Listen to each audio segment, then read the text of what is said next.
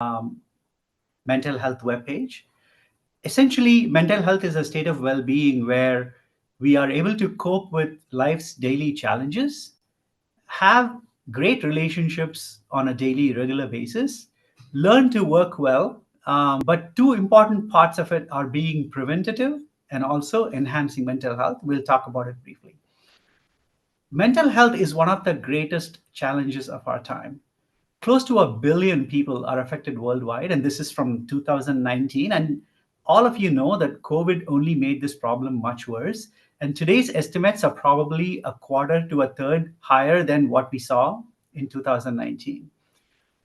WHO predicts that half of everyone in the world at some point before they reach the age of 75 will experience mental health issues. And that is a huge number, right? That goes into the billions. What this session is about, I think the traditional approaches have to be sustained with holistic approaches, which are not usually identified or addressed. So in that sense, we not only treat mental health, but also enhance mental health ahead of time and then prevent it from happening. This is far cheaper, more effective, and more sustainable. Instead of just handling emotions, we should handle definitions. You may hear these words through some presentations, and I wanted to define them ahead of time. Like incompletions are any past memory, thoughts, and emotions that restrict our spontaneity in the current moment and limit our actions in the future, which means they are limiting our future potential. They tend to manifest as like strong, low emotions such as anger, depression, agitation. So anytime you feel any of these negative emotions, you're probably experiencing incompletion. And of course, completion is a mental state where we do not have these incompletions. It gives us more freedom, more empowerment in the present moment so that we can reach our full potential in the future. A key part of this is having powerful that help you unlock your true potential by breaking free from limiting patterns. Let's look at this a little bit more in the next slide. So, confirmed by research, scientific research has shown that some people can achieve something like this, which no ordinary person would think of themselves as capable of, but we are capable of extraordinary things. So, a powerful cognition would be something that alters how you see. So this presentation is brought to you by Nityananda Hindu University. I'm representing the research department of Nityananda Hindu University.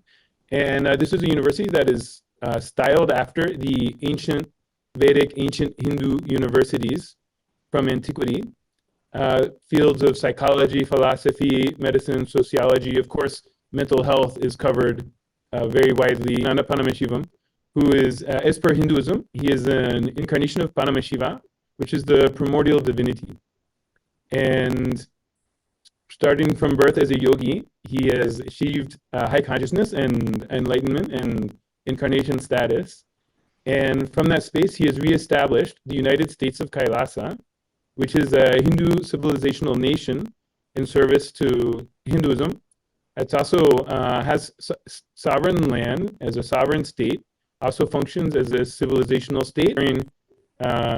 To Bhagavan Nityananda Paramashivam, sometimes as Swamiji, which is a way that we refer to him, which is an address of tremendous respect and tremendous affection because of the positivity he's brought to our life.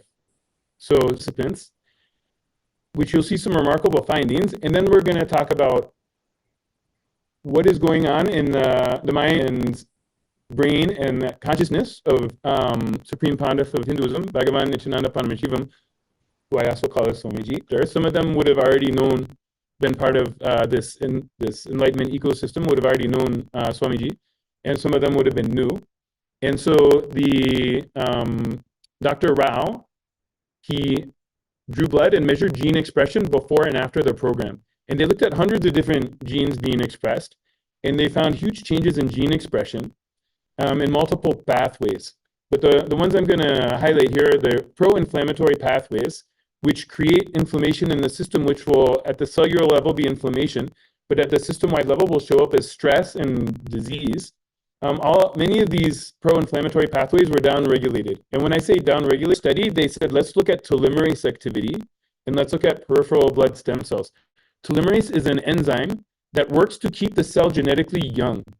Many people know about telomeres. It's been very much talked about in the mainstream recently.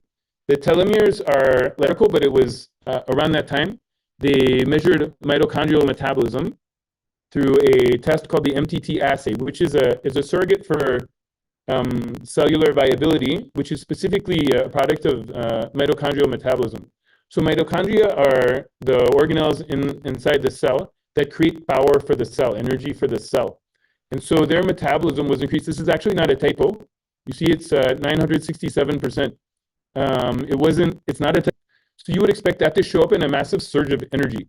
So when you put together at the cellular level a huge surge in energy, because it's through an online program, and then we did a paired and unpaired analysis. So here's what we found. So the total score for US average, total score is around 18. A higher number means more depression, more anxiety, more stress. So you want a low score in this. For the participants, the score was already much lower than average initially, which may reflect that some people had taken initiations and were involved in this. Over 14 is stress, and the US average is 8. You can see all these graphs on the left. You can see the line graphs is the paired, and then the bar graphs. Both paired and unpaired, highly statistically significant in all of these. So statistically and clinically, very significant improvement in people's feeling of mental health in connection with this program. The next we looked at the WHO. 5 out of the 9 met statistical significance, and they were also clinically significant. I just included a couple graphs here. The total score, you can see it's going up for just about everyone, and then social functioning is going up for just about everyone. So again, increased mental and physical health was seen. And the last one is mindfulness. This looks at the ability to be present. So this gives you a score from 1 to the gene expression, and then these changes in mental health. So to better understand that, a lot of science has been done with Swamiji, the Supreme Pontiff of Hinduism, Bhagavan Nityananda Paramahansa. So I'm going to talk about a few scientific studies. First one is done with, I'll go as quick as I can, but it's so valuable and so important.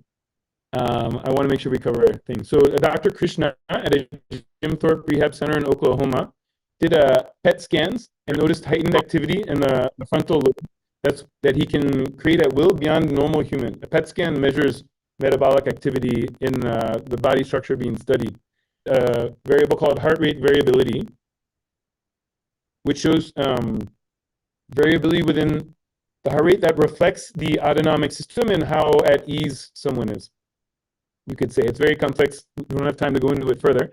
But the key finding is when he would do healing on someone, they would completely sync up their heart rate variability. Means a complete cohesion and entrainment was happening electrically. There was very little activity, which we will posit will correlate with a low thoughts per second, very little mental activity. So he could completely kind of shut off the mind, and it would show up at the EEG level. That shocked the researcher.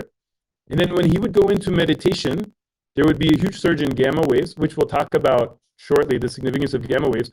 But the key part is when he was healing, that's a goal of Vedic traditions, yogic traditions, Hinduism, and they transmit it to someone they're healing or a disciple or any other person, be like an initiation. It's putting them in the same brainwave state that's going to have profound effects on their well-being, like the things that we demonstrated earlier. So he was able to transmit it to people he was healing. Some quotes that said, which is a very specific kind of gamma wave that's almost never seen. So real quick primer on brainwaves. Brainwaves is the measurement of the electrical activity in the brain through an EEG, which is like an EKG for the brain, electroencephalogram. You can see delta waves are very low frequency waves from 0.5 to 4 hertz on the bottom left. This is like when you're the raw data and see tiny little, very, very low amplitude up and down high frequency waves that you can't really see with your naked eye, but the computer can calculate them. And they've been shown traditionally in everyone's brain a little bit. When people have a stroke of insight, like, so if we're looking at Alzheimer's prevention, which is a huge global issue, gamma waves, I think, are definitely something to look at. And they're currently working on devices using sound and light to sort of reverse engineer that state. We would posit that it can also be created through spiritual activities and mind-body interventions. The last group I'll talk about is long-term meditators. These were Tibetan Buddhists. that have been meditating for 10 to 20 years, like their whole lifestyle was meditation. Like monks that would meditate for 6 hours a day, or huge, are developing this capacity, which means this level, which we're positing as a space of super consciousness, very high level of consciousness that correlates with concepts of enlightenment that have been talked about throughout history. This level, this capacity can be built in people and built in large groups of people over time.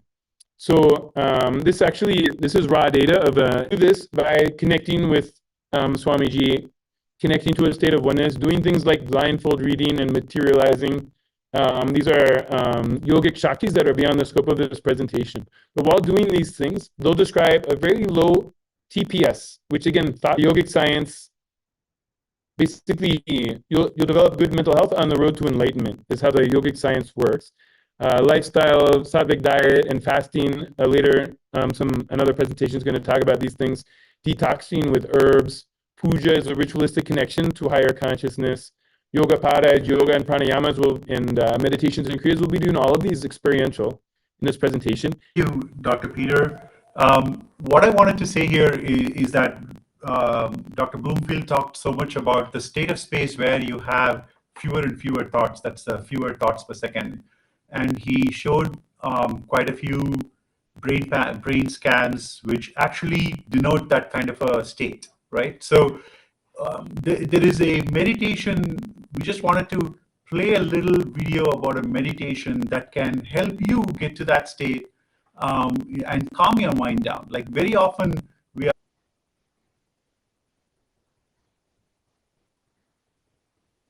It should be audible now. Nothing can be compared to the unclutching. I'll just put the whole unclutching in one line. Listen.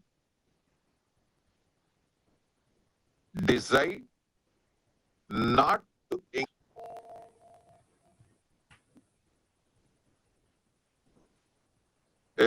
extremely powerful will persist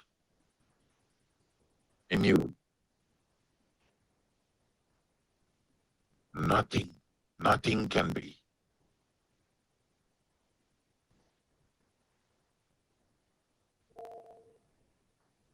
Compared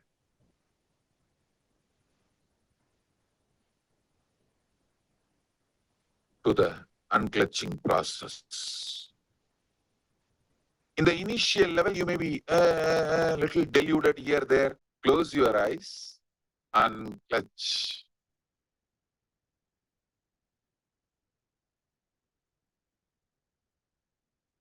Decide to unclutch. Disengage. One technique I use is I use the word unclutch itself.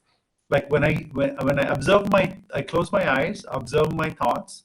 When any thought arises, I just say unclutch, which means I disengage from associating with that thought. Typically, our thought currents are one follow the other. First, I think about my house. I'm thinking about my dog in my house. Flute like. You hear that? Yeah. Do you want to share? You able to hear it? No.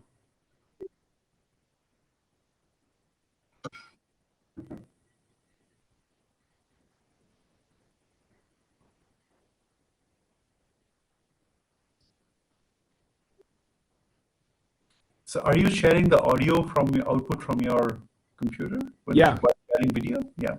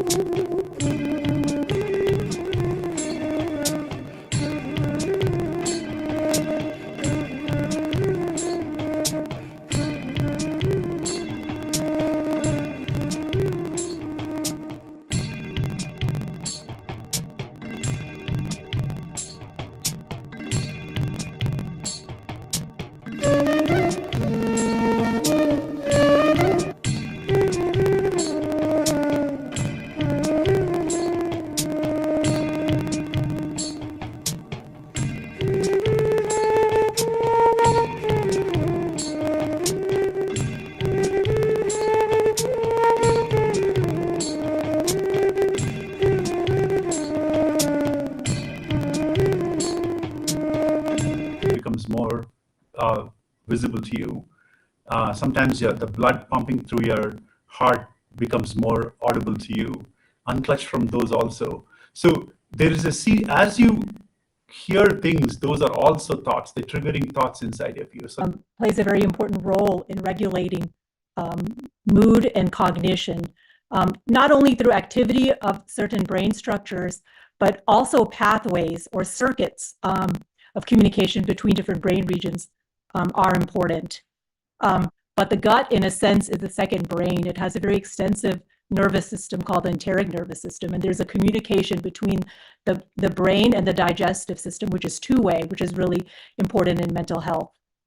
And it turns out lifestyle measure of diet is very crucial in mental health. So eating a Western diet has been associated with. So many studies have been done on depression, looking actually at the brain structure. So we've seen that brain, like MRIs show that there's actually atrophy or loss of brain cells in important areas of the brain, areas which regulate memory, learning, and emotion, like the hippocampus, the prefrontal cortex, which is really important for attention, planning, judgment, impulse control, the orbital frontal cortex, which is important in regulating our emotions. And it's not only about us, but it's how we bond with other people, how we interact with others. So on to the next slide. So what has been really, in a way, groundbreaking is that initially we thought that brain cells, we have a limited number of brain cells or neurons, and once they're gone, they're gone. But it turns out certain practices, especially yoga and meditation, can actually lead to neurogenesis. We're actually generating new to others, interact with others.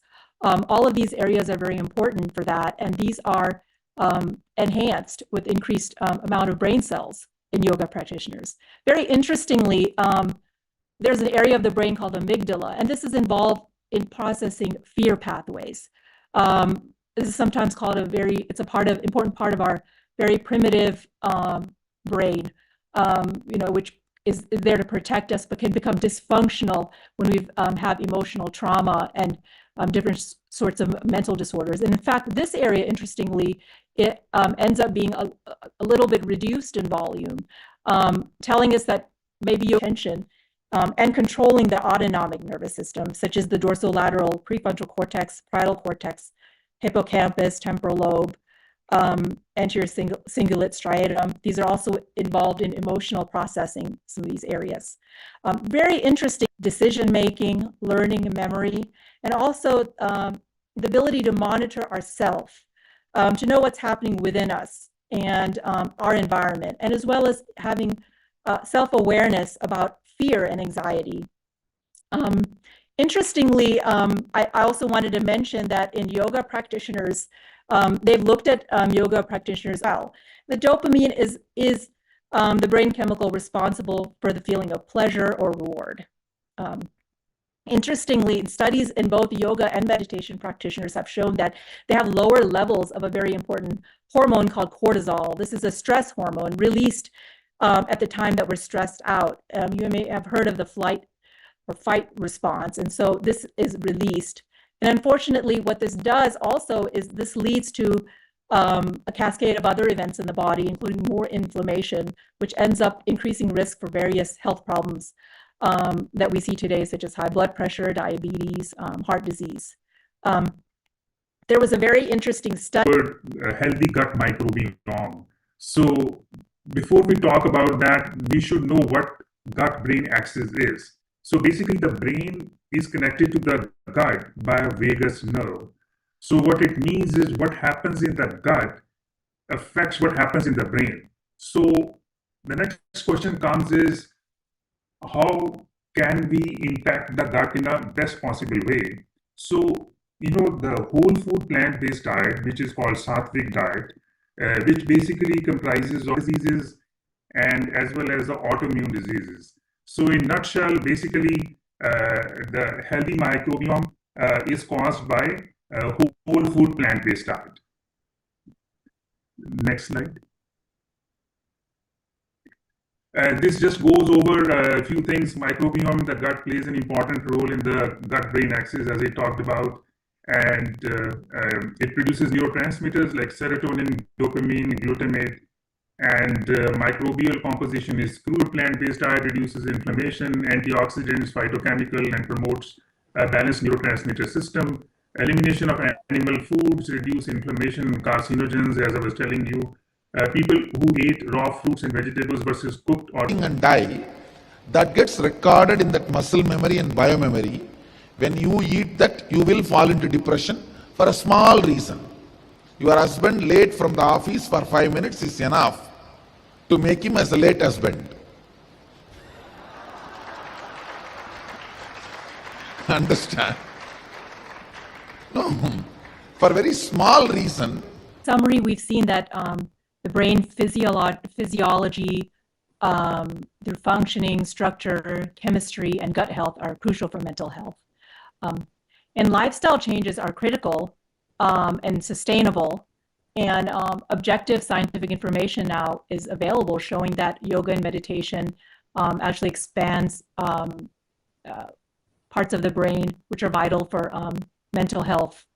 And the plant-based diet also improves that brain-gut chemistry to impact in our mental well-being.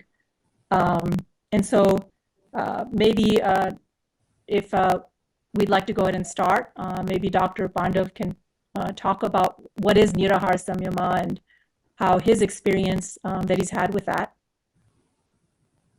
Sure. I always practice whole food plant-based diet, but through Swamiji, I came to know about Nirahara Samyama, which is really a step above that. So essentially, and this was something that's completely new to me. I think only Swamiji talks about this. I had, been practicing different Hindu spiritual practices and lifestyle measures, but this was something completely different. So I definitely experienced very similar to Dr. Pandav. Of course, there was weight loss. Dr. Shivaji, you're muted. Sorry. So sorry about it. So it's other than the other benefits of what you were said, mental clarity, and you're more happier and more lighter and all that. What happened was I used to get every summer allergic reactions. So when I go to the garden, even the lawn, I'm really very bad allergy. So I had to take antihistamine all the time. And it actually affected my work style as well. So it was, I think, about 12 years ago, Swamiji introduced the Nirahara Samyama, 12, 13 years ago. The first time I did the Nirahara Samyama, after that, it's completely gone. I don't take any antihistamines. I'm completely, and after that I did 2 times of Nirahara. Even with the first time, it disappeared. I thought this is, You guys for this discussion. We could discuss so much longer. We've met some time constraints, so we're going to move on to the next session, which is a pranayama breathing exercise. Thank you so much. Thank you.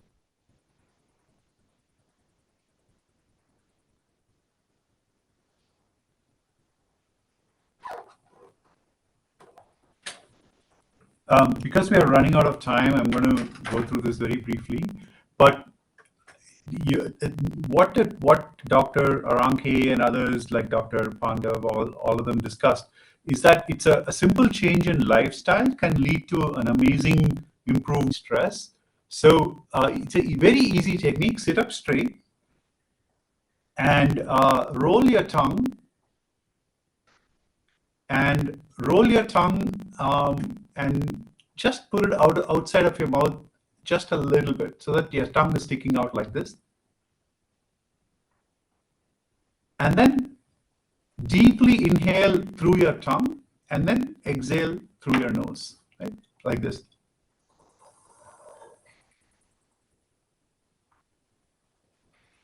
And you will actually feel it in your chest, in the middle of your chest. If you don't feel it, try breathing in a little bit more deeper. Continue doing this.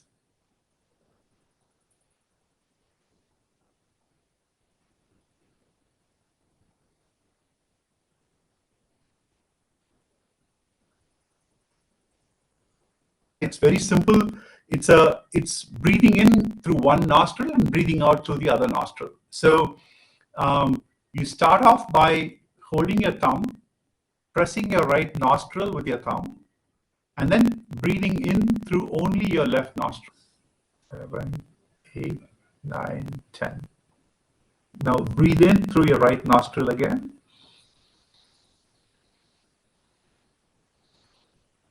And breathe out for the count of 10 through your left nostril.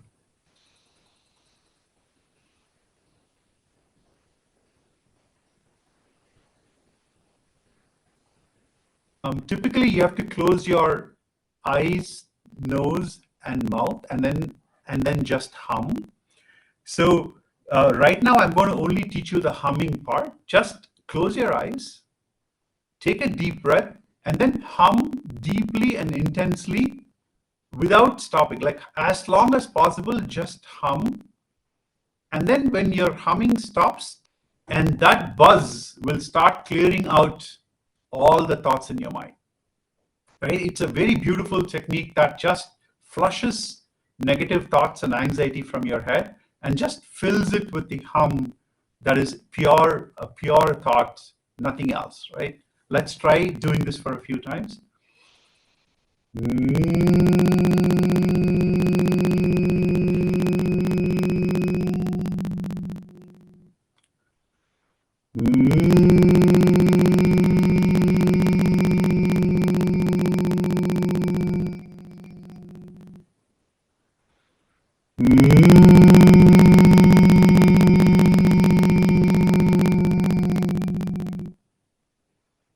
Now, while you're doing this, for a more intense hum, you can actually close your ears also. Like put your fingers on your earlobes and close them, and that will intensify the hum because the sound hums inside your head, and very soon you would feel that humming inside your face and in your chest. So the more you practice it, if you do it for like 21 minutes, this humming is a very intense exercise.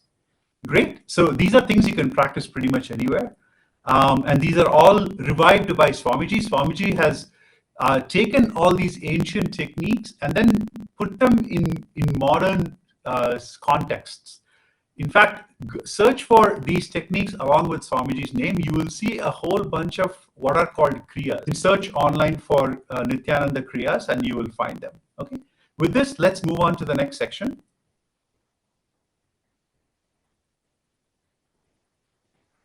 Okay. Here I'm going to talk about sustainable mental health and AI. I have practiced, AI for a very long time, and I've applied AI to multiple different domains. And if you have a phone and if you have internet access, unfortunately, more and more people around the world are getting access to the internet. Having access to free spiritual AI solutions online is actually a great way for us to give mental health access to people. Let's go to the next slide. Today's AI is actually super powerful, very powerful solution. With that, I want to say a little bit about Nityananda.ai. This is actually a solution that Nityananda KAILASA has developed as a scalable solution for people perspective. So with that, let me show you a screenshot. I didn't have time to go through extensive demo because it can take time. But here I'm going to show you a demo. This is like a video that I captured on my real demo. I captured a video. For example, I'm asking the question whenever I even stay at work a little bit late, I notice that I'm very anxious about how my wife will feel. What do I do about it? This AI makes use of the, if you can pause the video here, Peter, just for a second. It uses the core principles that Swamiji taught in terms of what spiritual principles are a message, that it helps you understand that you are a whole and you can't divide yourself into different personalities. Can we press play again? The next question is about, I'm just highlighting the different areas. The next question about someone saying, my sister and I are grown up, whenever I ask my sister to spend time with me, I feel this in a self-reflective way, how to introspect into the source of where this challenge comes from. Why do you feel unimportant? Let's move on to the next section.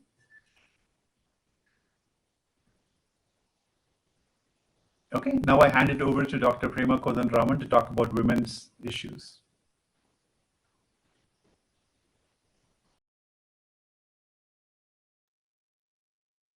Good evening, friends.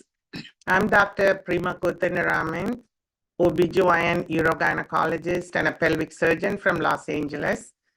We have been enjoying last more than an hour of learning so much about mental health issues can affect anyone, but causes to women are very unique.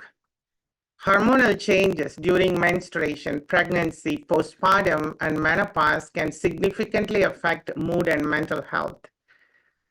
Reproductive health issues like polycystic ovary, like 55.8%. It's a pretty expensive program, spending about $104 billion US dollars a year and 217 million days of work lost. It's a big loss of work, and more women are seeking help but failed outcome. The treatment methods are making people dependent on medication, and more medication, it becomes a vicious cycle. So when we look at the modern day approaches for treatment, it can be varying from psychotherapy to hospitalization, depending on the severity of the mental illness, where transcranial magnetic stimulation can be used to fight depression. Sometimes hospitalization when women become danger to themselves and others, and also it's an expensive way of treating mental illness. So many of these current treatments primarily focus on symptom management rather than addressing the underlying. So let's read this very powerful verses from Manuvati Dharma Shastra, Chapter 3, Jurisprudence. Policies are mapped to the Manuvati Dharma Shastra, and Swamiji revived matrilineal society to empower women here. So the political empowerment, Paramashiva declares in Atharva Veda, women should take part in the legislative chambers, put their views on forefront. So women hold 80% mother worship. The matrilineal society that used to exist in ancient Hindu nations. It's very important to know in KAILASA, women are worshipped and revered and have a secure sexual harassment-free ecosystem due to its zero tolerance policy against sexual harassment and exploitation. And it creates the most safest environment. Nityananda Lakshmi, the world's first Hindu microfinance project for women. Here it gives the economic freedom to find them. The next slide. Only feminine. Yeah, I think it's a video to be played. Let's hear from Swamiji, his powerful message and a description of a woman by him. Energy can be given the world. Only feminine energy can be. Only the feminine energy need to be awakened. Only that can be called as sacred. Let me define the sacred feminine. Understand? The extraordinary creativity. Creativity will never be possessive.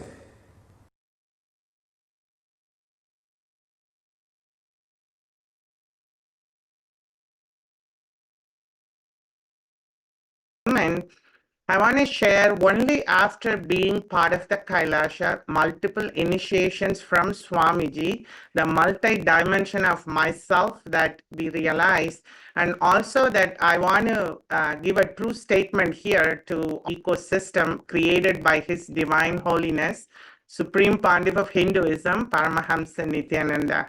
And it's a great coincidence that Navaratri festival is coming. It's an annual Hindu festival. We celebrate Divine Mother energy for 9 nights. And I do pray to Parashakti and Divine Mother Energy to bless all women all over the world with excellent health and bliss, and bless me with the wisdom and energy to serve women always. And Swamiji, thank you. Hmm?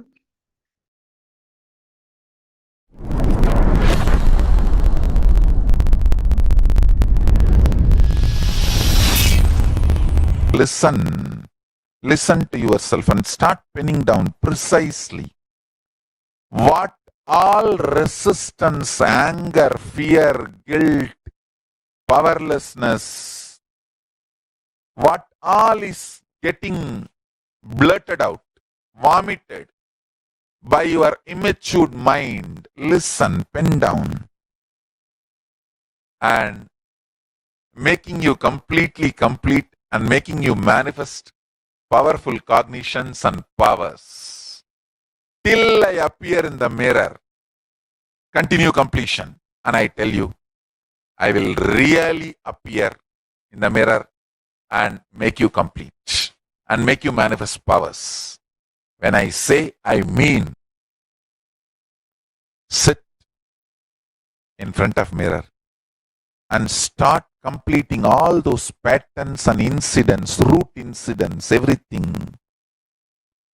Let all the incompletions melt down,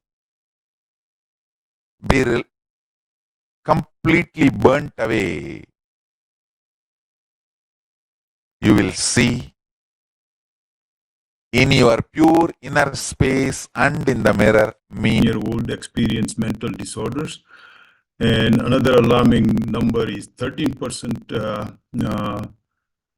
of this is a global burden of disease in this age group. And suicide is the fourth leading cause of death among 15 to 29-year-olds. And 296 million people globally deaths were attributed to drug use. Can we have next slide? So here are some of the unique challenges for children, which includes physical, emotional. On the previous slide, in Hindu education system, basic tools to awaken knowledge are taught, and other consciousness-based approaches, which were discussed earlier, practiced on a regular basis, including yoga, meditation, and sattvic diet. Swamiji had given details how this Hindu education system promotes freedom to explore and be creative, and not force children into strict curriculum, and nor evaluate them. Copy phase, students are first asked to copy 12 images of various complexity. This copy phase reflects the student's visual motor intelligence and maturity. In second phase, recall phase, which is recall phase, students need to remember all the images of previously drawn without seeing them. The recall phase reflects students' visual recall intelligence. And the tests were performed on 75 students' age, and average intellectual age was 2.7 years ahead of chronological age. 83% of students were 1 to 6 years ahead of actual age, and 53% students were 2 to 6 years ahead. So that's really impressive numbers. So this is small studies. Of course, more studies are needed. But in summary, can we have next slide? This gives anecdotal evidence of. After the conclusion, we're going to have a kriya, which we invite people to stay. It's a relaxation and stress reduction kriya. If you have to go on for any other UN sessions or anything else, Science Summit sessions or anything else, you're free to go, but we'd invite everyone else to be able to stay. But just briefly, it's our conclusion that this mind-body model that we've been discussing and these lifestyle model we've been discussing for mental health treatment would help the UN achieve the Sustainable Development Goals. Peter Bloomfield, my email, and Sri Mukta Ananda, his email as well. They're both posted at the bottom. Also, policymakers for children's mental health, we invite you to contact us for collaboration for how to incorporate this approach to traditional education and for further research. And then, of course, the Paramashivoham program is a program that I referred to that showed profound positive effects on mental health, reduction in depression, anxiety. Shall I play the video, Mukta, or do you want to speak first? Yes. Play the, I think, like I said before, kriya, a combination of yoga positions, yoga asanas, breathing techniques, and visualization. And Swamiji is in this energy circulation. That is when you start developing diseases and disorders and disturbances. Disease, disorders, disturbances. Expresses itself. Different parts of the body. Let us take the example of a water tank. A water tank is a structure which stores water. This water is distributed to different places through the pipelines, which forms a circuit. The pipelines end in outlet taps through which the water reaches the end users. Similarly, the Kundalini energy to remove the energy blockage and restore the energy flow. When the body is aligned in certain postures during kriyas, the energy block is removed. Once the block is removed, the kumbhaka pumps in the Kundalini energy, just as the water gets pumped in to the pipeline once the block is removed. When the energy flow is re-established, energy starts flowing and the disease is healed. Nambaka, the energy gets pumped into the circuit. This is exactly the principle on which kriya works. Kriyas are a unique combination of asanas, pranayamas, and kumbhakas, wherein they are more effective and the individual asanas and pranayamas. Even for few seconds, if the energy these kriyas are my unique contributions to the world.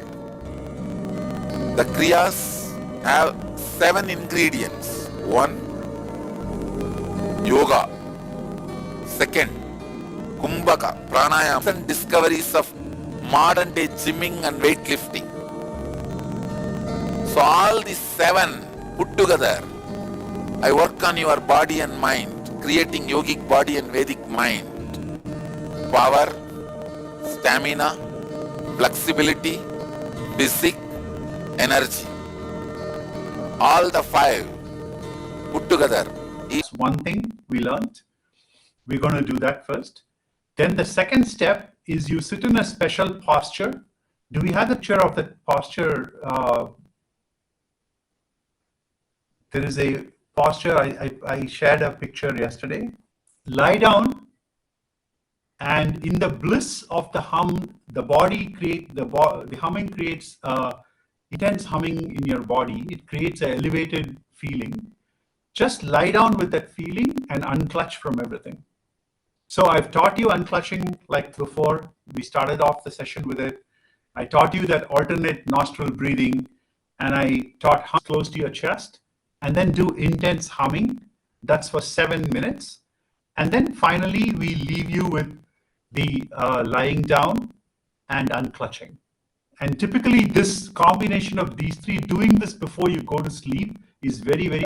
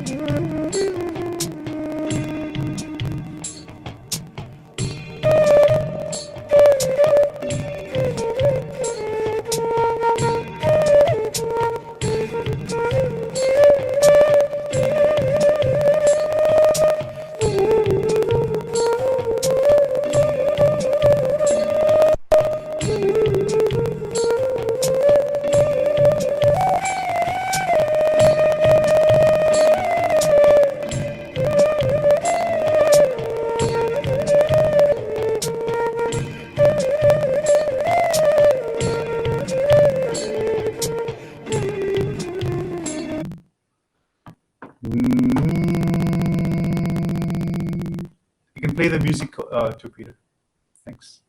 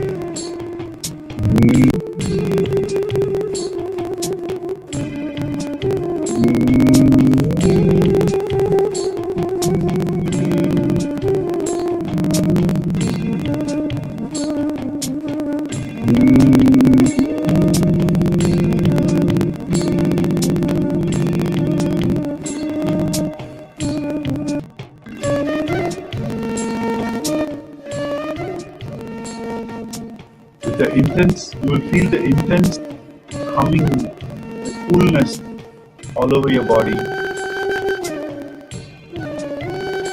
Just lie down and untouch from all thoughts.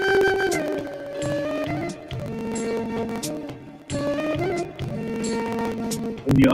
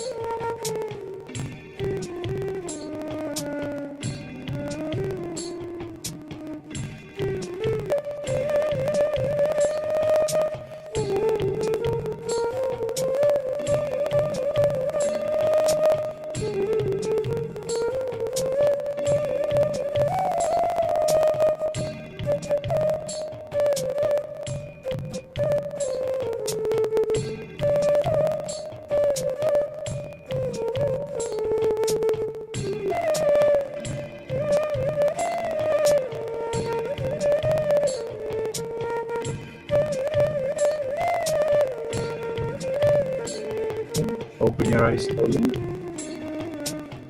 and pause the music, Peter.